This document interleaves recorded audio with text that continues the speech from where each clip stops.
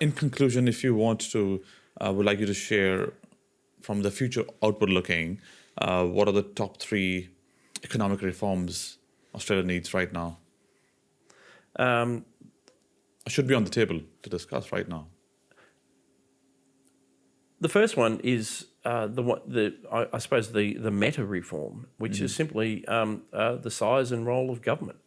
We have to reduce the size of government. So if you look at something like what President Milei is doing in Argentina, this is a radical transformation in the amount of GDP that's being funneled into the public sector. When you can return that to the private sector, that's when you start to see investment grow, when households can actually accumulate capital and start to invest, and entrepreneurs can get underway. So smaller government, lower taxes, unleash that economic experience. So that's the meta level reform. The second priority for me would be abolish the net zero by 2050 target and abolish the subsidies to renewables that are destroying the energy system, because it's not just that there's costs for businesses and households, although there are. Energy is a foundational input to virtually every economic activity in the country. There's second, third, fourth order effects all the way back through the supply chain.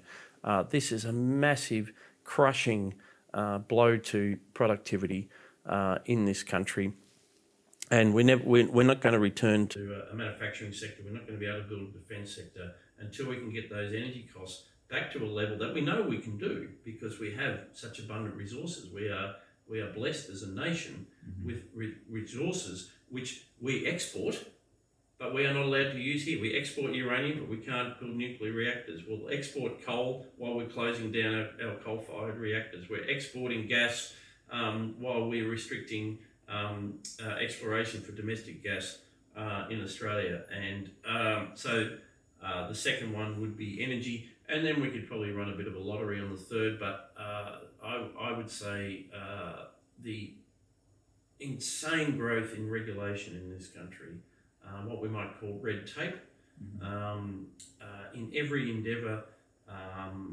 state and federal regulation, big ticket items like, say, the nature positive laws, which are going to establish a federal, environmental protection authority and put bureaucrats in charge of approving projects. That's just one example, but right across in every industry, there are just literally tens of thousands of pages of legislation that are crushing businesses, meaning incredibly long approval timelines for projects that can create jobs and wealth. So that would be the thing: reduce the size and reach of government, so that we can lower taxes and unleash prosperity, stop net zero by 2050 and stop the mad rush to so-called renewables. And the third would be to slash red tape. Lovely.